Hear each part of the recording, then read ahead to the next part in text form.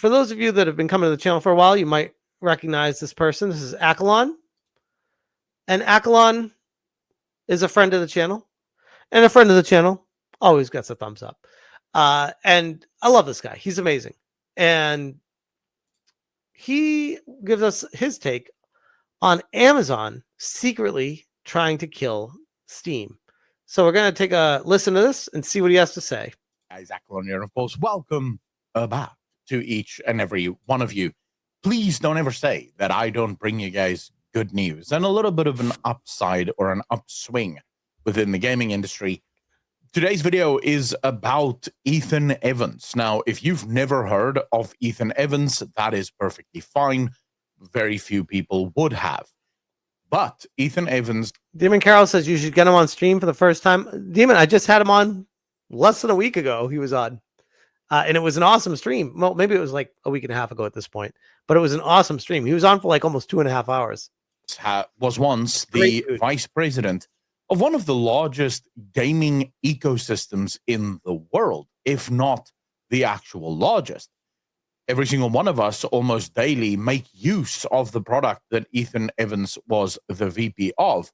And Ethan Evans, in a recent blog post over on LinkedIn, shared a phenomenal story. Because if he doesn't, I'll bring it up how after this. Prime Gaming, once upon a time, tried to take on Steam and miserably failed. And I gotta just real quick interject here and say the reason why all these companies fail when they go against Steam is because I know there's already going to be people fighting me on this when I say this, but Steam is the most pro-consumer, well-defined, created, and easiest platform to access available. And you can't, when there is a perfect, like, best thing that you can have out there, you cannot compete with it. It's already there. All it's going to do is grow and become better. The only way you can compete with Steam is if you're able to infiltrate the walls of Steam and bring people in that have your ideologies and start injecting woke ideologies and start destroying the company from the inside out, which, by the way, they tried to do that a couple months ago when they were trying to say that Steam is racist and sexist and all this other stuff about them, trying to make them open their doors up to other people. And it's like, no. Steam is a well-oiled machine. They are a privately run company. They don't answer to anyone, and they aren't breaking any laws. Get out of here with that BS. Okay? They want to destroy Steam because Steam is the perfect, well-oiled machine. But anyway, they still try. Google failed. Now Amazon failed. Hell, even Epic Games failed. Like, we're talking about the CCP can't even take them down. Shares a number of insights into what they thought that they could do and what ultimately ended up happening. And a lovely thing throughout this, and we're going to read through the whole thing, is how much of these lessons can be applied. Fat Tony 42 says, not Steam, it's Gabe Newell. When Gabe is gone, Steam is just another company that will gladly steal your money. I don't necessarily disagree with that, but I will say, I think a lot of us trust in Gabe and would think that Gabe will have some sort of action plan in place after his departure to ensure stability for at least the long haul for our time on this planet, hopefully. But yes, eventually the wheels will get shaky and fall off. They will. It has to happen. But just enjoy the time we have right now. TM Togdollar says, I'm late. Evening, Smash. Hello, TM. Great to see you, man. To the gaming industry can literally be looked at by game developers everywhere. If you're a team lead or a lead developer on a game, these are lessons that you need to take with you if you're going to make a successful video game. And these days, with so many games coming out and failing, I mean, we hear from these studios, oh, the gaming landscape has just changed and therefore we have to lay off a bunch of people. The truth is that the gaming landscape hasn't changed. What has changed is you. You see, gamers still want the same things. We still want games that we love. We still want games that we can spend hours, if not weeks or months, getting lost in. This is what we want. The issue is that while gamers have and continue to have the exact same expectations for what video games should be, you, the game developers, have changed your expectations for what your games need to be. So, Very well said. Very well said. A lot of game companies are trying to over monetize what they're creating. They're putting too much credit into what they have made. And people are like, yeah, no, I'll just play a game that already exists. I mean, I hate to keep going back to old trusty Avowed right now, but I think Avowed is like the perfect example of this, because Avowed, by all accounts, is a much better game than Dragon Age the Veilguard. But even that being said, there are so many games in the same vein of Avowed that have done it better from 20 years ago, that are infinitely longer and higher quality, and with upgrades and updates to them, even look better than it does right now. Why would anybody buy Avowed for $70? Like, why? Why? It needs to be better. You're not just competing against the games that are coming out right now. You're competing against a backlog of games that came out 20 plus years ago. So now you design games for an audience that quite legitimately does not exist. You call it the modern audience. And as with recent titles, we can see that this audience genuinely doesn't actually exist, except as a very powerful figment of your imaginations. And I will say, I've said this before about the modern audience. The whole point of the modern audience is, I do believe there is something to a weird tinfoil hat psyop to it, of trying to get people to think differently about what's acceptable in games, so that people will feel bad about playing the games from 20 years ago. And that inherently would force them to buy newer games because, oh, those other games were bigoted or racist or homophobic or some other terminology that doesn't even exist yet, but now somehow is bad. It's like, gamers don't fall for that shit. And they're finding out in real time. That's why DEI has come to a stop with gaming. Now, let's get into what Mr. Ethan Evans actually has to say. As VP of Prime Gaming at Amazon, we failed multiple times to disrupt the game platform Steam. Love it. Love it. He's just straight up admitting that Steam kicked their ass by doing literally nothing. Toasty says, I like his accent. Yeah, he's got an awesome accent. He's in Cape Town, Africa. At least 250 times bigger, and we tried everything.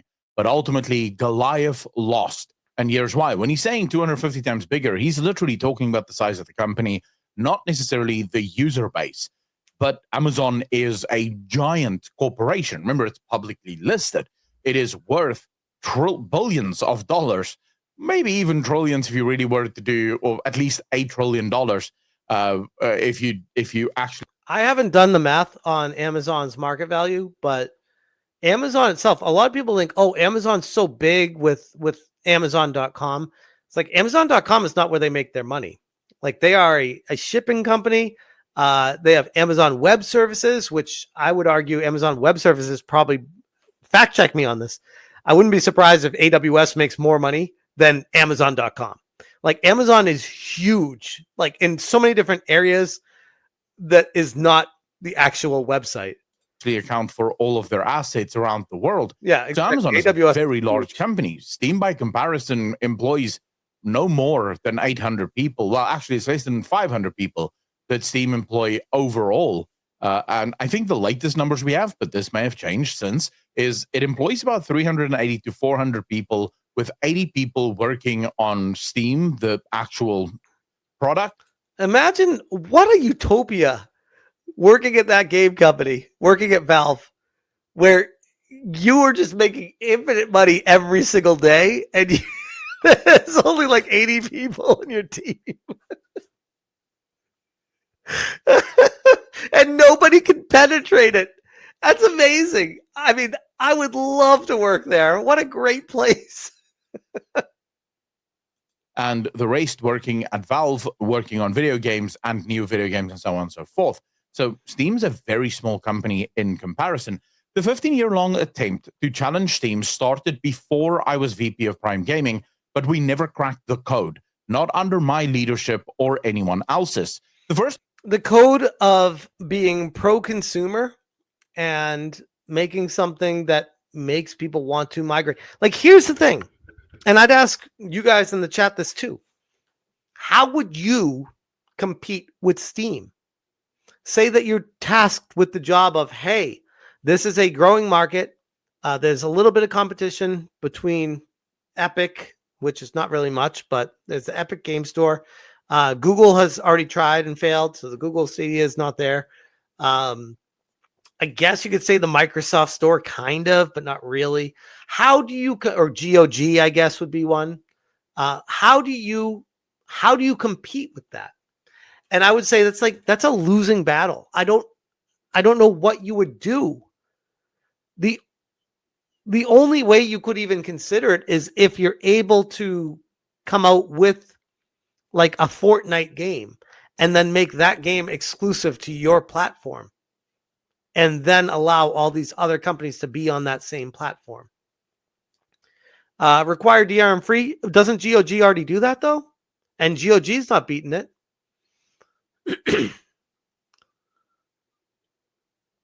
And yeah, Epic did it, and it's not even close to Valve. Exactly.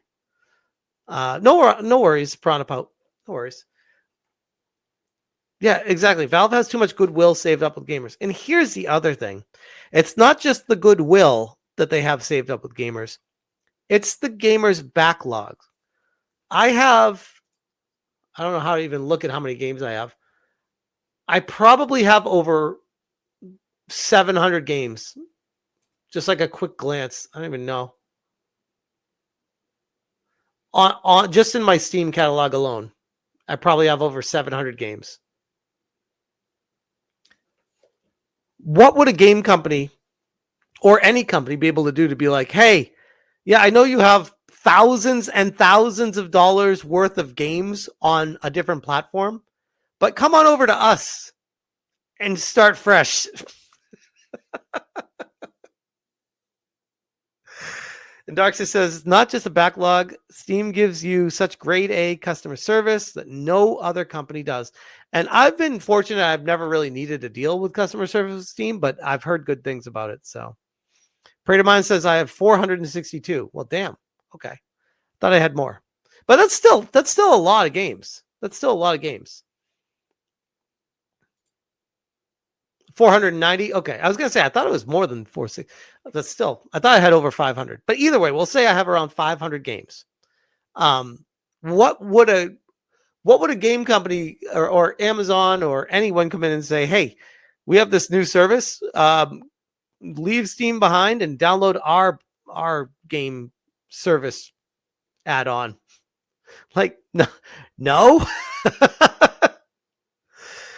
Steam needs to sort out forum moderators. Yeah, but we're talking about issues that are like, when you're a mature company, these are the problems you run into. How would a new company compete with them is what I'm saying. Like, these things are just, you can't, it's ironclad. The only way, and I'll say it again, the only way to defeat Steam is from infiltrating it. And they have a very rigorous hiring process that doesn't allow that to be infiltrated. Because here's the thing. They know that it's a virus trying to kill them. And they are very aware of that. The first way we tried to enter the online game store market was through acquisition. We acquired... Kira says, does anybody use Luna? I think that's what this is going to be about, by the way, Kira, is how they're shutting down Luna. Reflexive Entertainment, a small PC game store, and tried to scale it. It went nowhere. Then after buying Twitch, we created our own PC game store. Our assumption was that gamers would naturally buy from us because they were already using Twitch. Wrong. Finally, we built Luna. This is what drives me so insane. These are business people coming into the gaming world thinking they know what's best for gamers. They could have paid me $500 million and saved themselves billions upon billions of dollars that they poured into buying Twitch, creating Luna, creating all these deals, doing all these other things. Just like, no, just give me 500 million. And I'd say, you know what? Don't bother. And there, you just save yourself hundreds and hundreds of millions of dollars. In fact, you know what? It doesn't even have to be 500 million. You could pay me probably, I don't know, I'd take a couple million and say, you know what? The best way to compete with Steam is to not. Okay? Give me the money. That's my consultation. That's what I charge. Now go do something else because you cannot compete with them. People have come before and failed. It's like the Witcher trials, and you're a woman. You're not getting through this. No, a game streaming service that let people play without a high-end PC. Around the same time, Google tried the same thing with their product, Stadia. Neither gained significant traction. The whole time, Steam dominated despite being a relatively small company compared to Amazon and Google. The mistake was that we underestimated what made consumers use Steam. It was a store, a social network, a library, and a trophy case all in one. And it worked well. At Amazon, we assumed... Now, that's a good point, by the way, Karate Werewolf. Prime Gaming gives games away for free on Epic, GOG, and Amazon Games Galaxy. I got about 200 games from it. Never bought a game on those services, though, only on Steam. Exactly. That's the problem is I always download the free games every month on Epic Games. I always take advantage of the Twitch Prime subscription stuff. But I don't go to those stores to ever buy games, ever. Like, why would I? I buy my games on Steam. That's what everyone does. And they have the integrated like online communication where you can talk to people, you can set up easy friend matches and stuff. Everyone uses it.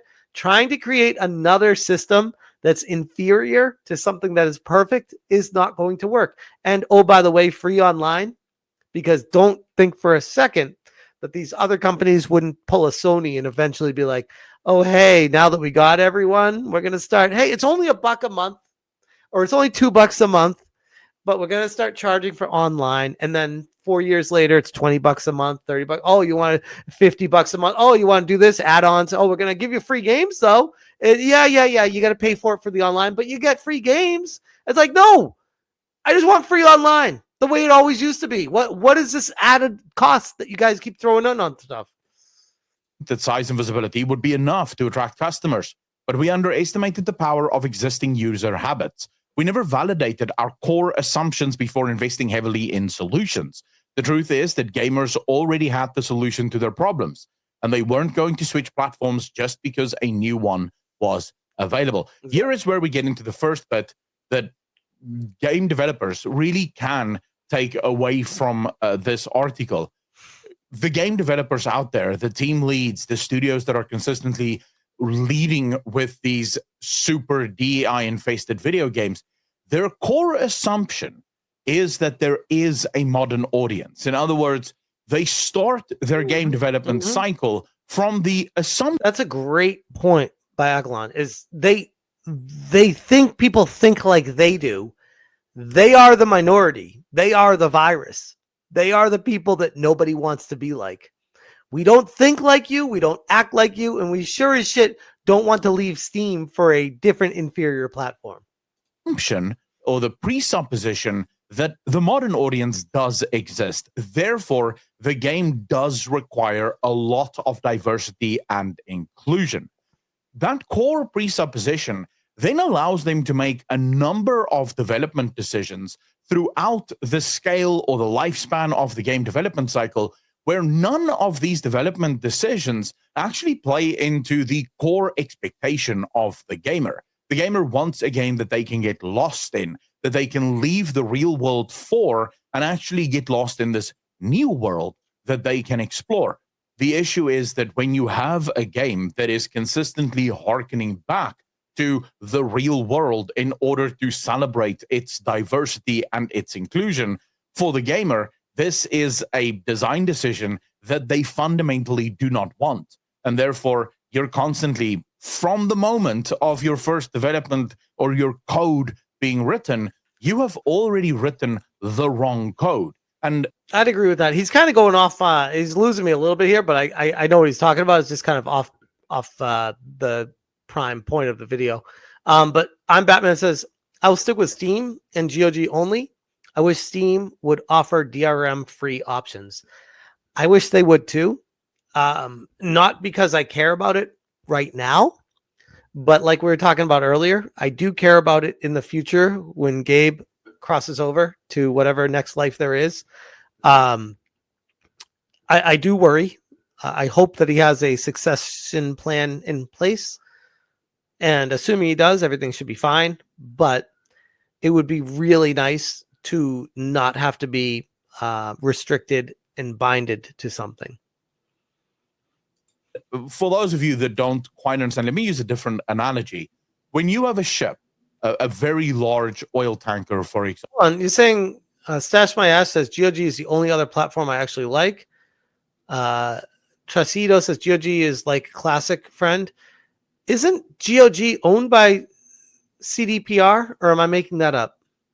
I don't know why I'm thinking that. Am I going crazy saying that? Example. And you are supposed to set off in a very, very specific direction. You're supposed to reach a specific. Okay, they are. Okay, so I'm not going crazy. So here's the thing with that. I would rather, I know it sounds insane to say this, I would rather support Steam instead of GOG because of that fact right there. I know that's insane to say that, but that's kind of why I always lean towards Steam too. I do not want to support CDPR. The more detail and information and research I do on CDPR, the less I ever want to buy any games or support anything that ever comes out of them. I know DRM free is DRM free. I get that. Mark's Master says, you don't sound insane. I just said that. Okay, good. I'm glad I'm not alone. Specific point on the map.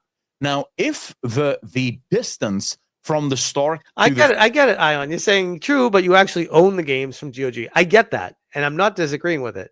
But when you purchase the games from GOG, I would assume there's a percentage of the purchase that goes to CDPR, and that is what I'm not great with. That's where I'm just like, yeah, no, I don't really love that idea. I just don't. Finish is 100 meters or 200 meters. It doesn't really matter if you start slightly in the wrong direction. You're still roughly going to reach the exact same space, or the exact same part of the map. You might be off a little bit here or there, but you're still going to reach your destination. But let's say that distance is 200, 300, 400, 500, 1,000 miles away. Suddenly, if you just start 1 millimeter off to the left or off to the right from where you need to go, you're going to end up in a wildly different place from where you actually needed to be. And this is why a lot of the games that are DEI and are a little bit more woke actually manage to sell well and manage to get into the hearts of gamers everywhere, because their core supposition started at a place of, we need to make a really fun, really immersive experience here. I take something like Baldur's Gate 3. Baldur's Gate 3 does have its woke elements, absolutely. I mean, you can play as a full-blown fairy in that video game. You can choose your pronouns in the character select screen. You can change the genitals of your characters if you so choose. I'm not sure if you could do, I never actually looked into that. I know you can do it in Cyberpunk 2077. But all of these woke things never actually ruined the destination of the game. And the reason for it is, the presuppositions were that we need to make an immersive video game that is fun to engage in. Mm-hmm. And then all of the other presuppositions, the things that there needs to be a lot of diversity and we want to be as inclusive as humanly possible, those were things that were added on later, but always through the lens of this immersive experience first. We're not going to indulge in the inclusion of anything if it takes away from the core tenet of our company, of our game, and that is to make an immersive experience. So even though slight variations in direction would be introduced, the main presupposition, I agree with everything he's saying here. I don't mean to let it run for so long without saying anything. I just think he's kind of off track from the actual topic at hand. But I'm like, yeah, I agree with you, bro. But We're talking about why Steam is successfully beating Amazon. We're talking about woke games and Baldur's Gate 3. I'm like, I don't know, you're kind of losing me, man. Main goal of the game always allowed for the game to be pulled back to its actual destination so it remained on track. We need to build something dramatically better, but we failed to do so. In this case, I would say, let's look at Avowed. Avowed comes out now, the new sort of spin on Avowed and why people are defending it is that it was never supposed to be Skyrim. It was never supposed to compete with Skyrim. The devs even said that this I don't isn't know why a he's talking Skyrim about competitor. games right now. Like they were trying to build Luna, like a platform. I don't understand why he keeps talking about games with it. He's losing me on that. Am I confused here? The problem, of course, there is that even though the devs may say that this isn't a Skyrim competitor, of course, the devs aren't idiots. They can look at Skyrim, they can look at their own game and realize we're never competing with Skyrim, not in what we've built, considering the fact that NPCs are completely lifeless. You can't rob, you can't steal, you can't really pickpocket, you can't do anything that is considered really bad in the game. And in Skyrim, you can do No, all. I agree, Netflix. Like Steam Deck is amazing. And it's really nice that the Steam Deck came from Valve. So it was just like all the games, pretty much, not all, but pretty much most of the games that I have work perfectly fine on it. So yeah, that was a perfect fit for the ecosystem. Of those things. So even though the devs may claim that this is not a Skyrim, Like this is like saying, here's the thing. This is the perfect analogy. I don't know if Akalon's going to say this or not, but building an ecosystem for your product is where the money is. If you can build a platform where everyone has to go to purchase games or applications or whatever from that, and you get a slice of that, it's the infinite money glitch. The Google Play Store does a decent job of that because of Android. Obviously, Apple does a great job of that because of the iOS and Apple App Store. Steam does that great because of Steam. And then you have Nintendo doing a good job with their own ecosystem with Nintendo. And to a lesser extent, you got the PlayStation Store and you got the Microsoft Store, where these are all siloed ecosystems. The one common factor between all these things that they all share together is they have, now that Steam has a Steam Deck, they have but it used to be a computer. They had their own like hardware to attach to that ecosystem. Where like you have an iPhone, it naturally attaches to the App Store. You have a Nintendo Switch, it naturally attaches to the eShop, and so on and so forth. Amazon and Google were trying to come into an established medium that was already attached to Steam via computers and saying, yeah, computers are for everyone, so we can get those people too. And it's like, no, computers are for Steam. Like that's you're too late. Everything's already been discovered. It's already here. Skyrim competitor, it 100% is. The game plays like a Skyrim game. You decided to make a first-person sword and board set in a very immersive world, your own words, not mine, and you were desperately trying to sell the Skyrim vibe.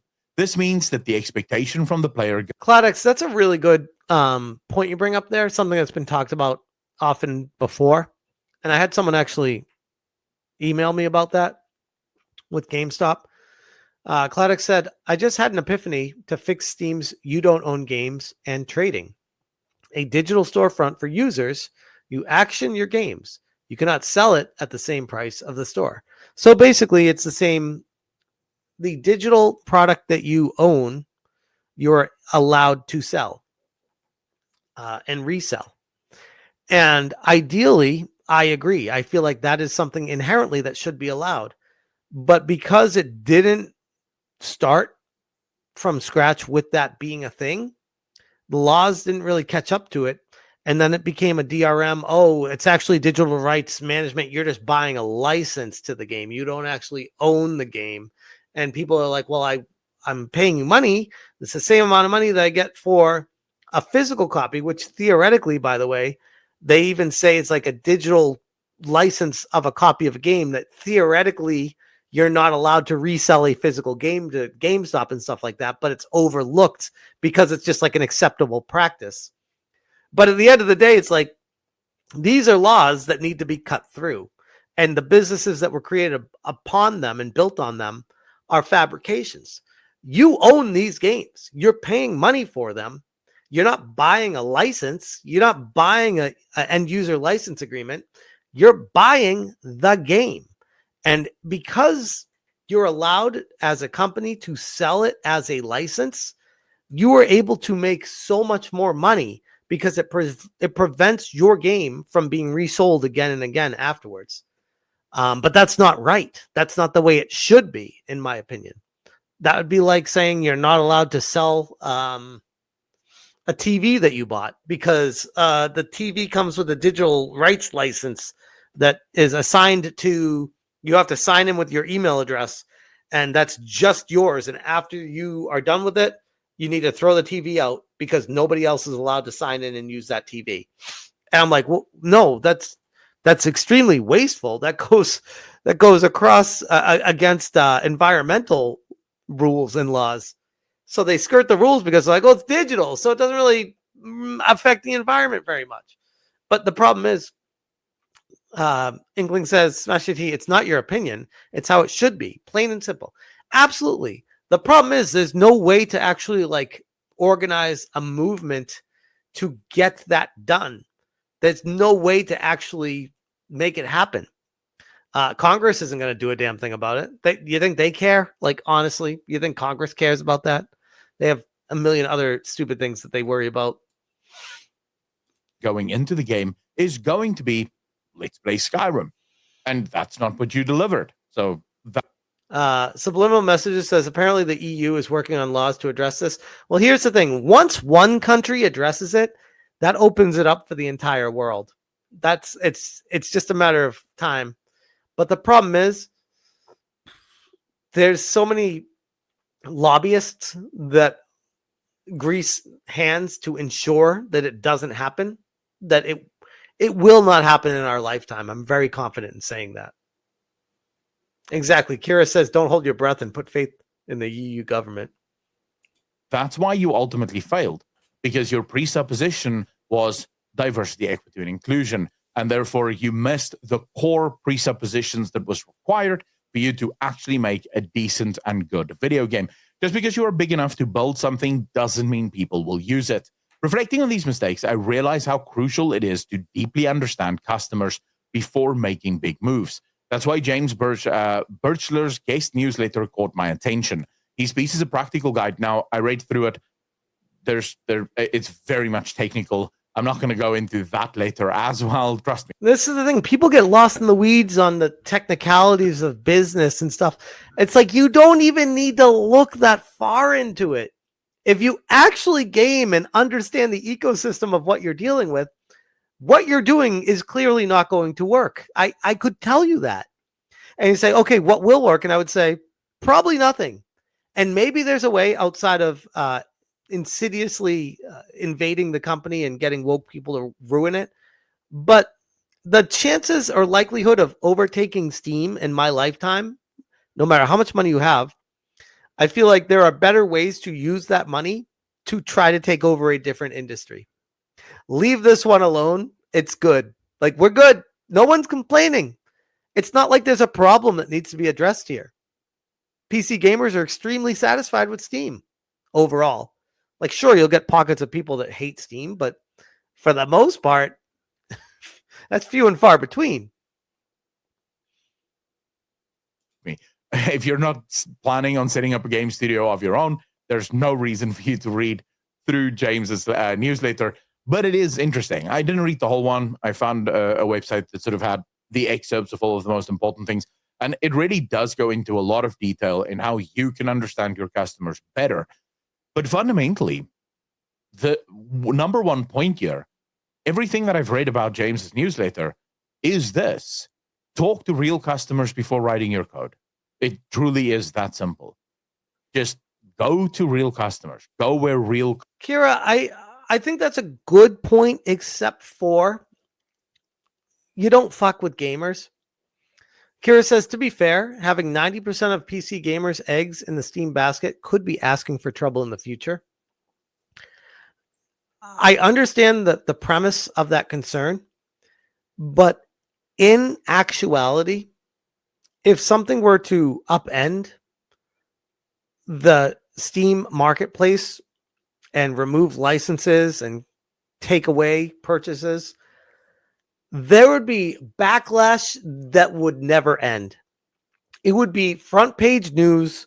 It would be showing up literally on like every major news outlet that they don't even cover video games. It would be front page news everywhere.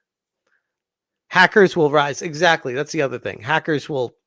There's so many things that would recover a situation or destroy it. Customers are.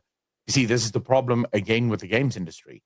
All of these studios are in hyper woke core centers around the world. These studios are located in places like California, in places like Montreal, in the wokest of woke cities around the world. I take these studios exist. And so for these developers that are making these games, they're running on presuppositions based on the world around them, based on how they see the world around them. The people that they interact with every single day hate the right wing. The people that they interact with every single day despise people who are anti-immigration. They love immigration. They love diversity. They love inclusion. They're all communists or socialists to some degree. So for these developers, the representation they see every single day around them is basically what they believe the world looks like. And so when they hear voices that are dissenting, to them, these are minority voices. These are voices that barely matter. And so fundamentally, they never actually get to interact with real gamers. And that is the biggest problem. After explaining how he learned these lessons the hard way, getting screamed at by customers and board members, James shares action items, how you can do this. I wish Amazon had followed James's playbook before trying to take on Steam. But since we didn't, at least you can.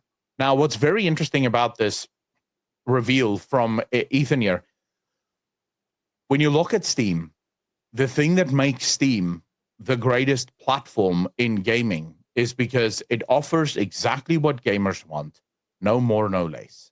If you want something, Steam already offers it. If there's a service that you need alongside your video games, Steam already offer it.